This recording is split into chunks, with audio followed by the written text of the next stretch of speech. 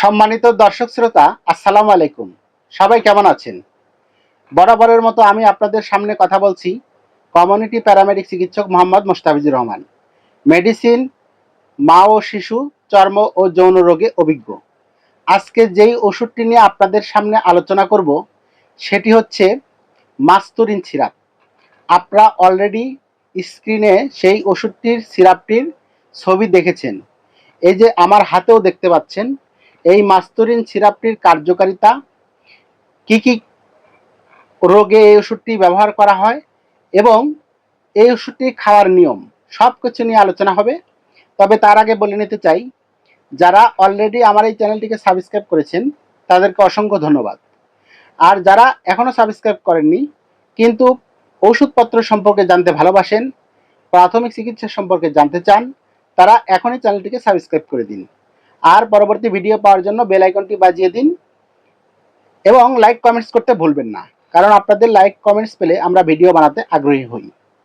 আরেকটা কথা বলে রাখি, আপনাদের মধ্যে যদি কারো কোনো অসুখ বা রোগ হয়ে থাকে, সরাসরি বড় কোনো ডক্টরের কাছে যেতে পারছেন না, সময় হচ্ছে না, বা নানাবিধ সমস্যার জন্য যেতে পারছেন না, লজ্জা শরমে বলতে পারছেন না, তারা আমার এই ভিডিও শেষে স্ক্রিনে হোয়াটসঅ্যাপ নাম্বার দেওয়া থাকবে, সেই নাম্বারে শুধুমাত্র বিকেল 5টা থেকে রাত 9টার মধ্যে মেসেজ করবেন।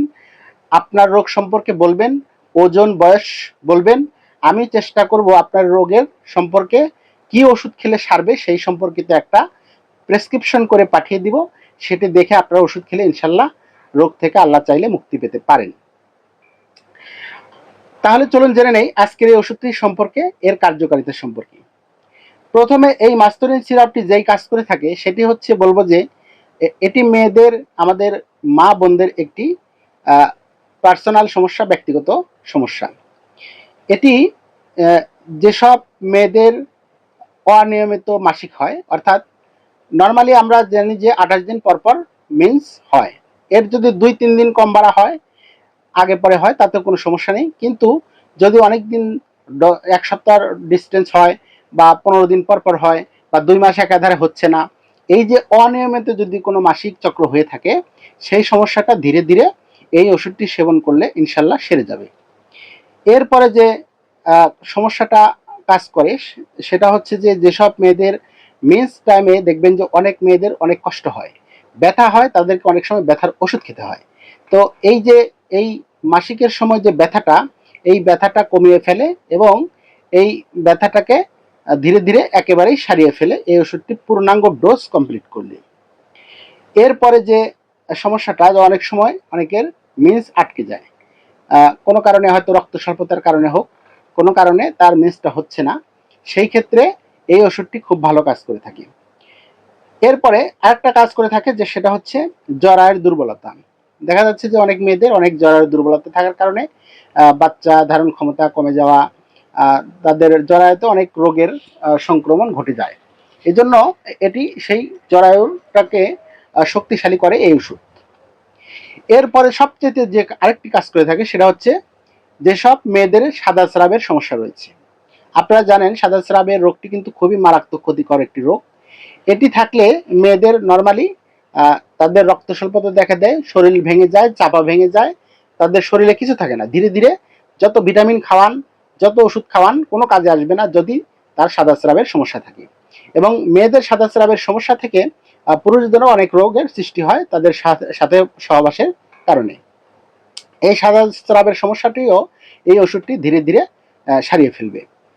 তবে অতিরিক্ত সমস্যা হলে তো অবশ্যই এর সাথে আরও কিছু ওষুধপত্র খাওয়া লাগতে পারে। সেজন্য আপনাদের মধ্যে যদি কারো অতিরিক্ত সমস্যা মনে হয়, সেটা আমাদের স্ক্রিনে দেওয়া হোয়াটসঅ্যাপ নাম্বারে আমাদের যোগাযোগ করবেন। আমরা চেষ্টা করব আপনাদের অনলাইনে সেবা দেওয়ার জন্য। আমরা এই ওষুধের কার্যকারিতা সম্পর্কে জানলাম, এবার এর সেবনবিধি সম্পর্কে জানব। যেসব মেয়েরা প্রাপ্তবয়স্ক, যাদের এই উপরোক্ত যে সমস্যার কথাগুলো বললাম, এই সমস্যাগুলো যদি থেকে থাকে, একজন প্রাপ্তবয়স্ক মেয়ে সকালে 4 চামচ, রাত্রে 4 চামচ, দিনে 2 বার সেবন করবেন হালকা কুসুম গরম পানি দিয়ে। আর এই হালকা কুসুম গরম পানি দিয়ে ওষুধটা সেবন করলে কাজ হয় 100-100। যদি গরম পানি করাটা অনেক দুরূহ মনে হয়, কষ্টের মনে হয়, তাহলে এমনিও সেবন করা যাবে। তবে এটি একটা সাবধানতা রয়েছে যে এটি কিন্তু গর্ভাবস্থায় এই ওষুধ খাওয়া যাবে না। আরেকটা কথা মনে রাখবেন যে এই ওষুধটি কিন্তু একটি গাছগাছড়ার নির্যাস থেকে তৈরি। ওষুধটি খাওয়ার কারণে কারো কারো একটু গন্ধ লাগা বা বমি বমি ভাব হওয়া হতে পারে। সেক্ষেত্রে আপনারা ভালো মানের একটি গ্যাস্ট্রিকের ওষুধ সাথে সেবন করবেন। আর এই ওষুধ খেয়েও যদি আপনার সমস্যার সমাধান না হয়, আমাদের সাথে অবশ্যই যোগাযোগ করবেন। আমরা চেষ্টা করব আপনার সমস্যাটাকে সমাধানের জন্য কোন কোন ওষুধ সেবন করতে হবে এর সাথে। এরকম আরো ভালো ভালো ওষুধের বিভিন্ন টপিক নিয়ে বিভিন্ন সময় আপনাদের সামনে হাজির হব। সে পর্যন্ত সবাই ভালো থাকুন, সুস্থ থাকুন। আল্লাহ হাফেজ। আসসালামু আলাইকুম।